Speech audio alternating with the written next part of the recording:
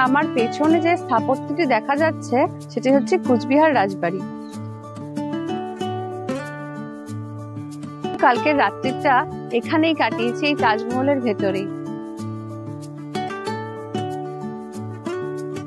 এই রিসর্টে আছে অনেক রকমের রুম। রাজবাড়ি আর তাজমহল, তার নিচেই রয়েছে দুটো আন্ডারগ্রাউন্ড রুম। জেলে থাকার অভিজ্ঞতা নেওয়ার জন্য এখানে একটা রয়েছে আন্ডারগ্রাউন্ডে জেলখানা ঘর। আমিও কখনো জেলখানা দেখিনি, তো এখানে এসে সেটা দেখে নিলাম। জলদাপাড়া ন্যাশনাল পার্কের একদম লাগোয়া হচ্ছে এই রিসর্ট, তাই জলদাপাড়া ন্যাশনাল পার্কের এই পুরো গ্রাসল্যান্ডটা দেখা যাচ্ছে এখান থেকে।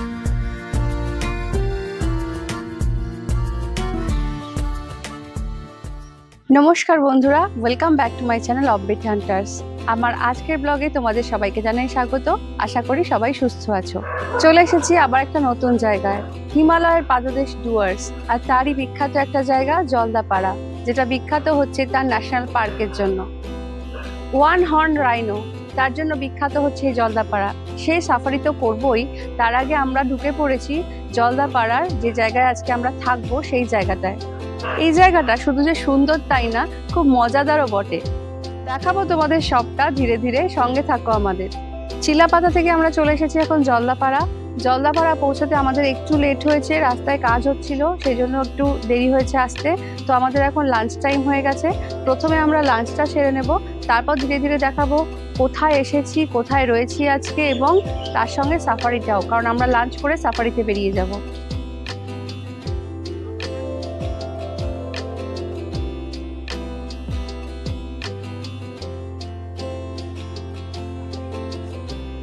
আমরা চলে এসেছি হোটেল এভারেস্টের ডাইনিং টেবিলে। তো ডাইনিংয়ে আমাদের আজকে দুপুরবেলার যেটা ব্যবস্থা রয়েছে সেটা হচ্ছে ভাত, উচ্ছে ভাজা, এটা হচ্ছে ঢ্যাঁড়স ভাজা, ডাল, একটা আলু পটলের তরকারি, মাছ আর স্যালাড।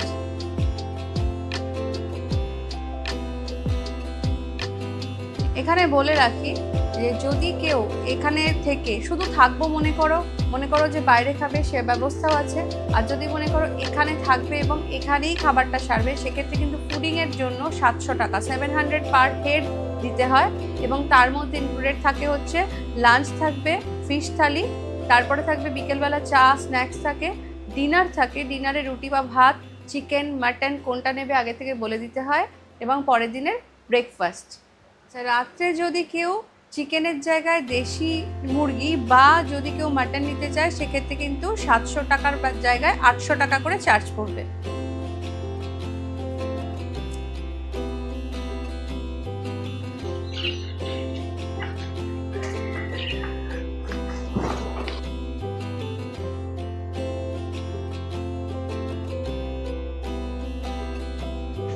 আমাদের জঙ্গল সাফারি শুরু হয়ে গেছে জলদাপাড়াতে। এই সাফারিটা কিন্তু হলো অসাধারণ, দেখতে পেলাম অনেক ওয়াইল্ড অ্যানিমাল, কিন্তু সবটা যদি এই ভিডিওর সাথে দিতে যাই তাহলে ভিডিওটা অনেক লম্বা হয়ে যাবে, তাই সাফারির একটা সেপারেট ভিডিও থাকবে পরে তোমাদের জন্য।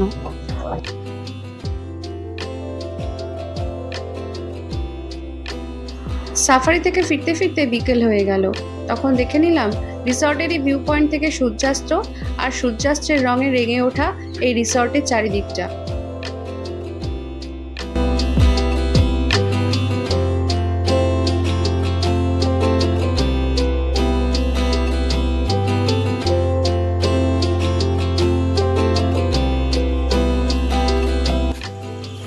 রিসর্ট এভারেস্টের এখন সব লাইটগুলো জ্বালিয়ে দেওয়া হয়েছে সন্ধ্যেবেলা, আর তার জন্য এরকম একটা সুন্দর রূপ নিয়েছে।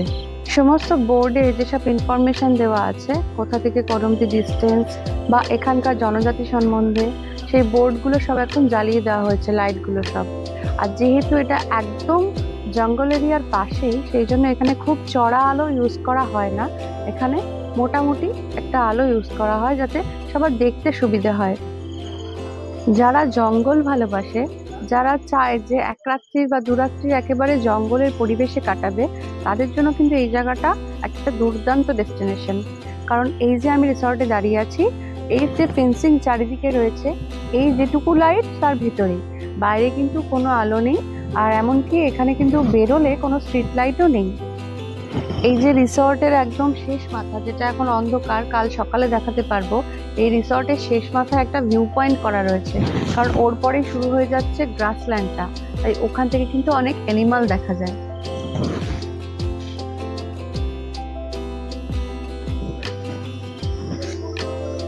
আমরা যে এভারেস্ট রিসর্টে আছি, এখানে কিন্তু অনেক রকমের রুম আছে। শুধু জায়গাটা যে সুন্দর তাই না, জায়গাটা কিন্তু খুব মজাদারও। তো আমাদের আজকের যেটা আস্তানা, সেটা হচ্ছে এই স্মৃতিসৌধ তাজমহল।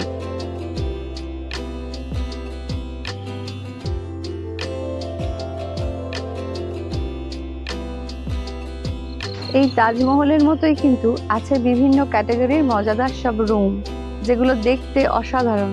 আর সেগুলো কিন্তু দেখাবো কাল সকালবেলা, কারণ আমাদের সাফারি করে ফিরতে ফিরতে সন্ধে হয়ে গেছে, যার জন্য অন্ধকারে এটা দেখানো যাচ্ছে না। সকালবেলা সব দেখাবো। যদিও এখানে এটা খুব নর্মাল ব্যাপার যে এরকম হাতি চলে আসা বা গন্ডার চলে আসা, আর এনাদের কাছেও শুনলাম অনেক বাজি নাকি মজুদ থাকে সবসময়, এখনো আছে। যদি চলে আসে সে বাজি মেরে, মানে বাজি ফাটিয়ে ওগুলোকে তাড়িয়ে দেওয়ার জন্য। কিন্তু আমাদের কাছে কিন্তু সেটা যেরকম একটা অ্যাডভেঞ্চারাস ব্যাপার হবে, সেরকম একটু ভয়েরও ব্যাপার বটে। একটু আগে যেটা ফাটলো সেটা ক্যামেরায় শোনাতে পারলাম না, কারণ তখনও স্টার্ট করা হয়নি, কিন্তু একেবারেই কাছে ফেটেছে বাজিটা। সুতরাং এবার ঘরে যাই, আর আমাদের স্ন্যাক্সেরও টাইম হয়ে গেছে, তো চা স্ন্যাক্সটাও আমরা নিয়ে নেবো ঘরেই। সন্ধ্যাবেলা গরম গরম চা আর পকোড়াটা আমরা ঘরেই নিয়ে নিয়েছি। ঘরে নিয়ে নেওয়ার আরেকটা কারণও আছে। আমি দূরে কিছুক্ষণ আগে বাজির আওয়াজ পাচ্ছিলাম, তো ভাবলাম যে হয়তো গ্রামের দিকে কোনো অনুষ্ঠান হচ্ছে। তারপরে জানতে পারলাম এখানে 20-21টা হাতির দল বেরিয়েছে, আর গ্রামবাসীরা নাকি বাজি দিয়ে ওদেরকে বাজি ফাটিয়ে তাড়াচ্ছে। সেই ভয়তে আর বাইরে বেরোচ্ছি না, ঘরেই নিয়ে নিয়েছি।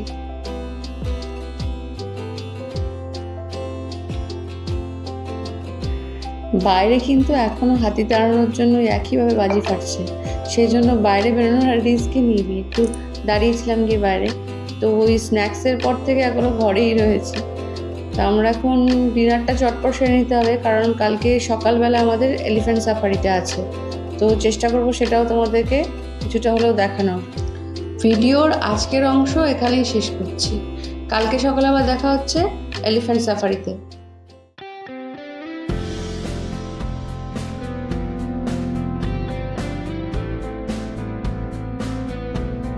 গুড মর্নিং বন্ধুরা, এখন বাজে সকাল 6টা, আর আমরা বেরিয়ে পড়েছি এলিফ্যান্ট সাফারির জন্য। আমাদের 6:30 স্লটটা আমরা নিয়েছি। তো এখান থেকে বেশি দূর না, 1/2 কিলোমিটার দূর হবে না, সেখানে আমরা এখন যাব এলিফ্যান্ট সাফারি করতে। তো এখন আমরা চলেছি সাফারির দিকে, চলো তোমাদেরকে দেখাবো। উঠে পড়েছি হাতিতে। আমাদের হাতির নাম মেনকা, আর আরেকটা যে হাতি ওই পেছনে রয়েছে ওর নাম ললিতা। এই দুজনে এখন আমাদের জঙ্গলটা ঘুরে দেখাবে।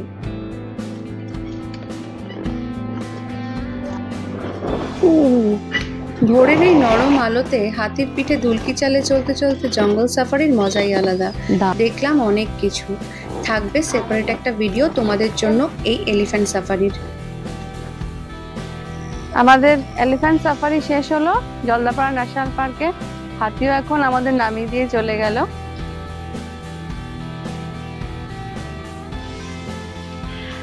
এলিফ্যান্ট সাফারি সেরে আমরা এখন একটু ফ্রেশ হয়ে নিয়েছি। কাল রাত্রির হয়ে গিয়েছিল, বলেছিলাম যে আজ সকালে দেখাবো এই অদ্ভুত মজাদার জায়গাটা।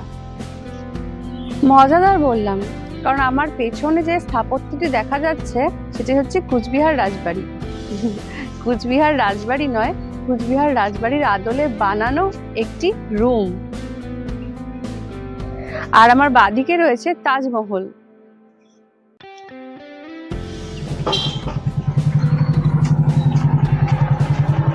এই রাজবাড়ি আর তাজমহল এগুলো কিন্তু শুধুমাত্র দেখার জন্য নয়, এখানে কিন্তু 1 রাত্রি 2 রাত্রি কাটিয়েও দেওয়া যায়। এই রিসর্টে আছে অনেক রকমের রুম, যেরকম কটেজ রয়েছে, রাজবাড়িতে থাকার সুব্যবস্থা রয়েছে, আছে তাজমহলের ভেতরেও থাকার, আবার আছে আন্ডারগ্রাউন্ডে থাকার মতো রুমও। রাজবাড়ি আর তাজমহল সেগুলো তো দেখাবোই, তার আগে একবার দেখে নিই এক ঝলকে এই বাইরের লুকসটা।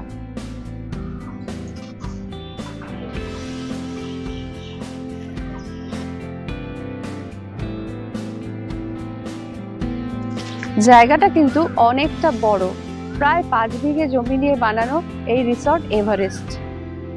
চলো এবার ভেতরটা এক্সপ্লোর করি। ঢুকেই এই সুন্দর সাজানো গোছানো লম্বা রাস্তা, এই যে রাস্তা দিয়ে আমি যাচ্ছি, আমার রাস্তার দুপাশে হচ্ছে, এক পাশে কটেজ আর এক পাশে হচ্ছে রাজবাড়ি এবং তাজমহল।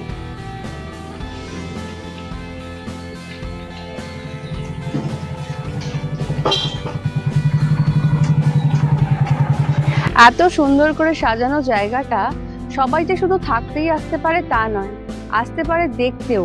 50 টাকার বিনিময়ে, 50 টাকার টিকিটের বিনিময়ে কিন্তু এখানে বহু মানুষ এই রিসর্টটা শুধু দেখতে আসেন, উপভোগ করতে আসেন এই রাজবাড়ি, তাজমহল বা এই পুরো গোটা জায়গাটা ঘুরে দেখার সৌন্দর্য উপভোগ করতে আসেন। এই ডে আউটিং এর জন্য আসলে কিন্তু এখানে খাবার দাবারেরও ব্যবস্থা আছে, অবশ্যই সেটা চার্জেবল। এবং এখানে যে জায়গাতেই যাচ্ছি সেই জায়গাটাই এত সুন্দর করে সাজানো, মনে হচ্ছে প্রতিটা জায়গায় এক একটা ফটো তোলার জায়গা। যেমন এই জায়গাটা,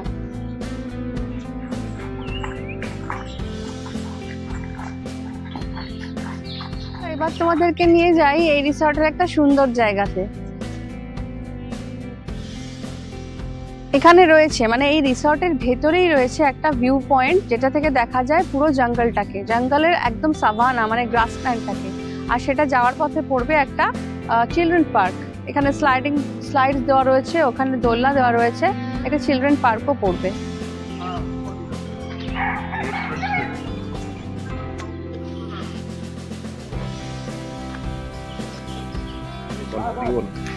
জলদাপাড়া ন্যাশনাল পার্কের একদম লাগোয়া হচ্ছে এই রিসর্ট, তাই জলদাপাড়া ন্যাশনাল পার্কের এই পুরো গ্রাসল্যান্ডটা দেখা যাচ্ছে এখান থেকে।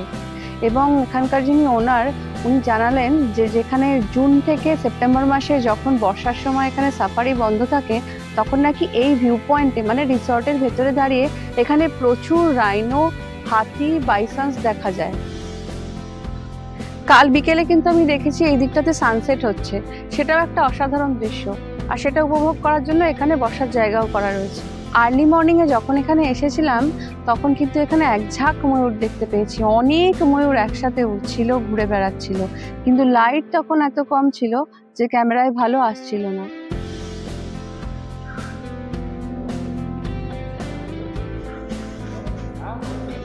এই ভিউ পয়েন্টটা কিন্তু বেশ কিছুটা উঁচুতে করা, তাই এখান থেকে গোটা জায়গাটা দেখা যাচ্ছে, গোটা প্রপার্টিটা। ওই ওখানে তাজমহল, ওখানে রাজবাড়ি, পার্ক সমস্ত দেখা যাচ্ছে এখান থেকে। যারা এখানে ডে আউটিং এর জন্য আসে তাদের জন্য এখানে একটা ওপেন রেস্টুরেন্টও করা আছে। আমার পিছনে যে পুকুরটা দেখা যাচ্ছে সেইখানে কিন্তু মাছ চাষ হয়, মানে প্রচুর মাছ আছে।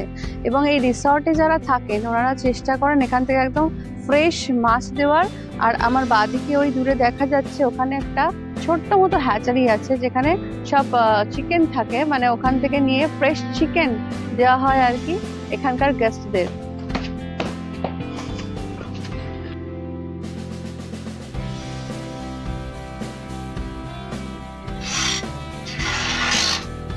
যদিও জায়গাটা চিলড্রেন পার্ক, তবুও দোলনা পেলে আর থাকা যায় না।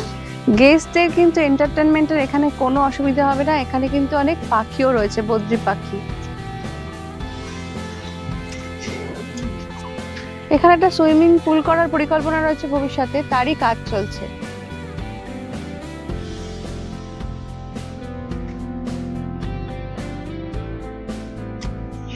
বাইরের জায়গাটা ঘুরে তো দেখেই নিলাম, এবার রুম ট্যুর গুলো সেরে নিই, ভেতর থেকে সেগুলো কতটা সুন্দর লাগে দেখে নিই একবার।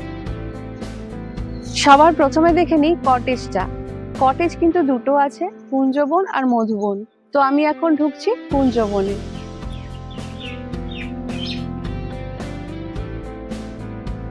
ঢুকতে ঢুকতে যেটা চোখে পড়ছে সেটা হচ্ছে এই বারান্দার ওপরের কারুকার্যটা, কি অসাধারণ আর নিখুঁত কারুকার্য করা।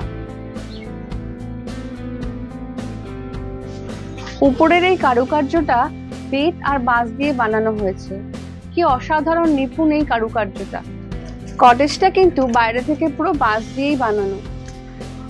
রুমটা কিন্তু আয়তনে ছোট হলেও চোখে পড়ছে এর বাঁশের কারুকাজ। পুরো দেয়ালটা, পুরো ইন্টেরিয়ারটা, সিলিং থেকে শুরু করে পুরো ইন্টেরিয়ারটাই কিন্তু বাঁশ দিয়ে সুন্দর করে সাজানো। এই কটেজটাতে রয়েছে দুদিনের ব্যবহার করার মতো প্রয়োজনীয় সব জিনিস। একটি ডাবল বেড, এখানে ড্রেসিং টেবিল, ওয়ার্ড্রব রয়েছে, আর রয়েছে এখানে একটি টি টেবিল এবং চেয়ার।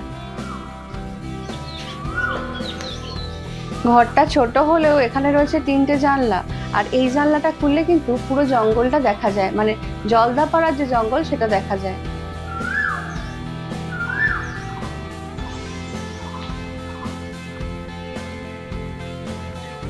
ওয়াশরুমটা কিন্তু এখানে দেখে বোঝাই যাচ্ছে না, একদম ম্যাচিং করে করা রয়েছে, বোঝাই যাচ্ছে না এখানে যে একটা ওয়াশরুম রয়েছে।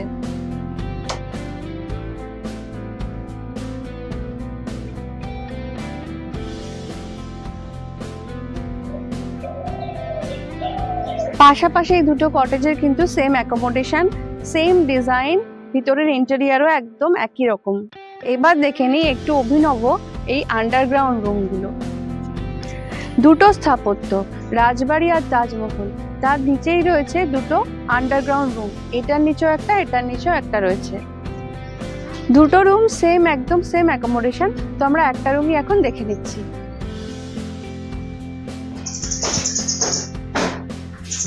এরকম এক্সপিরিয়েন্স তো আমার আগে কখনো হয়নি, এরকম আন্ডারগ্রাউন্ড রুমে, নিচে একদম মাটির নিচে। বাপরে, মাটির নিচেও যে এত বড় একটা রুম থাকতে পারে ভাবতেই পারিনি। রুমে রয়েছে একটা ডাবল বেড, ড্রেসিং টেবিল, বসার জন্য চেয়ার এবং রয়েছে একটা টি টেবিল, সঙ্গে ইন্টারকমের ব্যবস্থা আছে সব রুমে। আর এখানে গরমকালে কিন্তু গরম পড়ে, তার জন্য সিলিং ফ্যানও রয়েছে। এই রুমগুলো কিন্তু আবার এসি রুমও। রুমটা এত বড় যে যদি কোনো ছোট বাচ্চা থাকে সঙ্গে, সে কিন্তু অনায়াসে এই জায়গাটা খেলে কাটিয়ে দিতে পারবে সময়। এই রুমের অ্যাটাচ ওয়াশরুম হচ্ছে এখানে। আমরা দেখলাম আন্ডারগ্রাউন্ডের রুম যেটা রয়েছে কুচবিহার রাজবাড়ির নিচে, আর তাজমহলের নিচেও কিন্তু সেম একটা আন্ডারগ্রাউন্ড রুম আছে এই একই অ্যাকোমোডেশনে। আচ্ছা, এই রুমগুলোর ক্ষেত্রে মানে আন্ডারগ্রাউন্ড রুম এবং যেখানে দেখালাম কুঞ্জবন আর মধুবন বলে যে দুটো কটেজ রয়েছে, সেই সব ক্ষেত্রেই কিন্তু ট্যারিফ হচ্ছে 2000 টাকা। এই ট্যারিফগুলো কিন্তু শুধুমাত্র লজিংয়ের। যে আন্ডারগ্রাউন্ড রুম দেখলাম তার ওপরেই রয়েছে রাজবাড়ি। এবার রাজবাড়ির অন্দরমহলটাও দেখে নেব।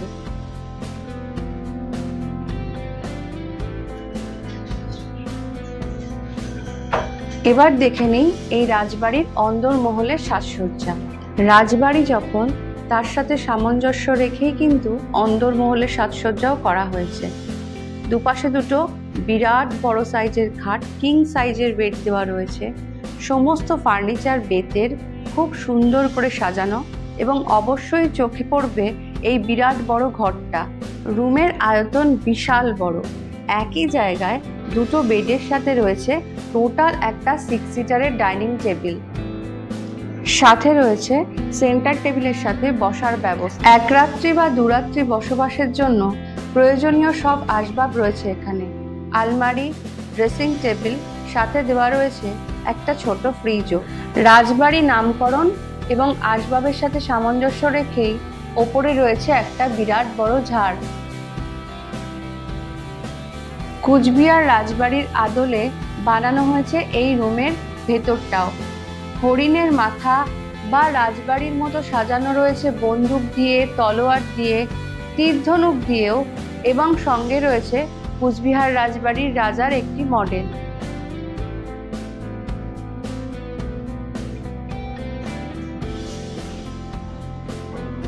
এবার দেখে নিই এর ওয়াশরুমটা। আয়তনে বেশ বড় এই ওয়াশরুমটাতে রয়েছে আধুনিক সমস্ত সুযোগ সুবিধে। এবার দেখব প্রেমের স্মৃতিসৌধ তাজমহলের ভেতরটা।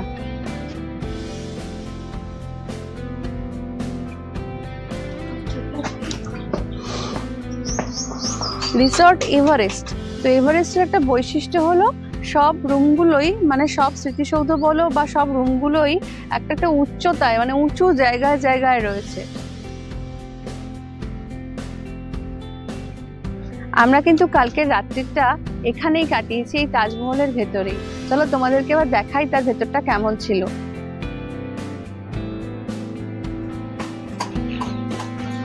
দেখে নিই এবার শাহজাহান আর মুমতাজের এই সুন্দর মহলটা। এই রুমে ঢুকে প্রথমেই যেটা চোখে পড়ে সেটা হচ্ছে শাহজাহান আর মুমতাজের এই তৈলচিত্র। ঘরটা এতটাই বড় যে এর ভেতরেই রয়েছে একটা আস্ত ডাইনিং টেবিল, 6 সিটার একটা ডাইনিং টেবিল উইথ সোফা রয়েছে এখানে। এখানে রয়েছে ড্রেসিং টেবিল সাজগোজ করার জন্য, যার উপরে দেওয়া রয়েছে চায়ের সমস্ত সরঞ্জাম এবং একটি টয়লেট পিট। এক রাত্রে কিংবা দুরাত্রি বসবাসের জন্য সমস্ত সুব্যবস্থা রয়েছে এখানে। এখানে যেমন চেয়ার দেওয়া রয়েছে, রয়েছে একটা ছোট সাইজের ফ্রিজও, আর ওপাশে রয়েছে আলমারিও। এগুলোও কিন্তু বেশ, ম্যাট্রেসগুলোও কিন্তু বেশ কমফোর্টেবল, আর তার সাথে এখানে কিন্তু এসি রয়েছে। এত বড় ঘরের সাথে সামঞ্জস্য রেখেই রয়েছে এর ওয়াশরুমটা, যেটাও কিন্তু আয়তনে বেশ বড় এবং রয়েছে সমস্ত সুযোগ সুবিধে।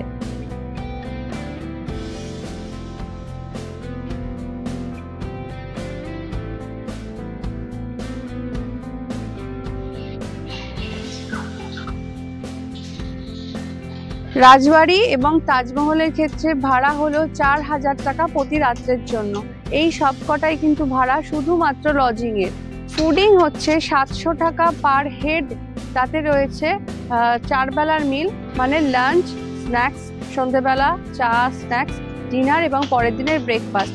এটার জন্য পার হেড 700 টাকা করে পে করতে হয়।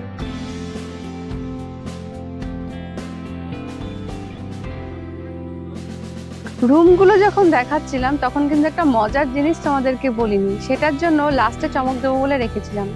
এখানে আছে কিন্তু একটা জেলখানা ঘর, চলো এবার সেটা দেখি।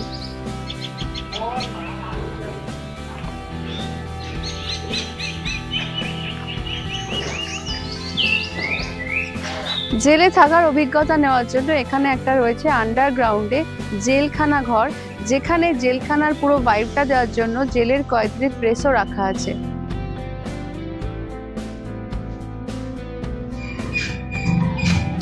আরে বাবা, আমিও কখনো জেলখানা দেখিনি, তো এখানে এসে সেটা দেখে নিলাম। পুরো একদম লোহার গড়াত দেওয়া, দেখো ভিতরে রয়েছে বেডগুলো। লোহার বললাম বটে, আসলে কিন্তু এগুলো সমস্ত বাঁশ দিয়ে তৈরি করা। এই জেলখানা কিন্তু আয়তনে বেশ বড়, আর এর ভেতরে যদি কেউ থাকে সে একটা অভিনব ফিল পাবে।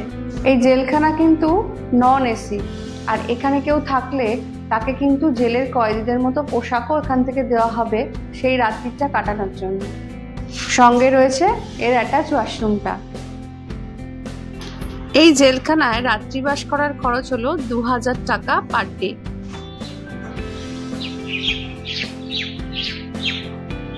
রাজবাড়ি এবং তাজমহলের পাশে এটা চলছে ভিক্টোরিয়া তৈরির কাজ। এইটা পুরো তৈরি হয়ে গেলে ভিক্টোরিয়া মেমোরিয়াল হবে, মানে ভিক্টোরিয়া মেমোরিয়াল হবে জেলখানার ঠিক ওপরে। প্রতিটা রুমের সামনে যে উঁচু জায়গাটা করা, এখানে কিন্তু রয়েছে অনেকগুলো করে চা গাছ পোতা, মানে বছর দুয়েক পরে এই জায়গাটা আরো বেশি সুন্দর দেখাবে যখন এই চা গাছগুলো বড় হয়ে যাবে। এভারেস্ট রিসর্টের একটি অভিনব চেষ্টা হলো ডুয়ার্সের মধ্যে যেসব লুপ্তপ্রায় জনজাতি বা উপজাতি রয়েছে, যেমন ডুকপা, টোটো, রাহা, এদের সম্বন্ধে কিন্তু ইনফরমেশন দেওয়া আছে এই দুই ধারে বোর্ডের মাধ্যমে। এর মধ্যে লেখা রয়েছে তাদের বিভিন্ন সংস্কৃতি বা তাদের সাজ পোশাক, তাদের বিভিন্ন নৃত্য গানের কথাগুলো।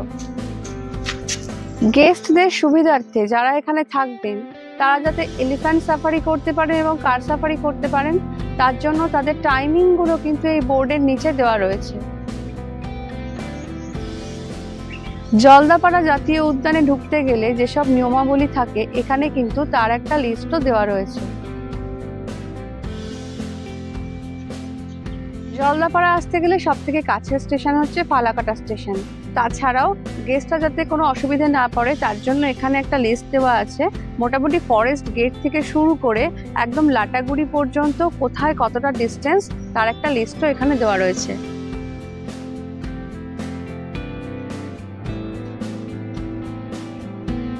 ভিউয়ারদের সুবিধার জন্য আমরা এই ফটোগুলো স্ক্রিনে দিয়ে দেবো, তোমরা পজ করে দেখে নিতে পারো বা স্ক্রিনশট নিয়ে নিতে পারো।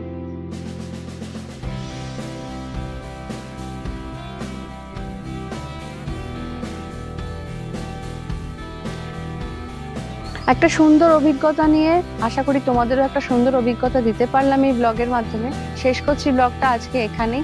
দেখা হবে আবার নতুন একটা কোথাও। আমার কিন্তু এখানকার এক্সপিরিয়েন্সটা অসাধারণ। আর হ্যাঁ, একটা কথা বলতে ভুলে গেছি, সেটা হচ্ছে এখানকার খাবার দাবারের কোয়ালিটিও কিন্তু ভীষণ ভালো, স্বাদে গুণে অসাধারণ। আজকের ব্লগটা কেমন লাগলো তোমরা সেটা আমাকে অবশ্যই করে জানিও। ভালো লাগলে অবশ্যই লাইক, শেয়ার আর সাবস্ক্রাইব করো আমার চ্যানেলটা। এরকম নতুন নতুন জায়গার সন্ধান পেতে সঙ্গে থাকো আমার। আর সুস্থ থাকো, ভালো থাকো।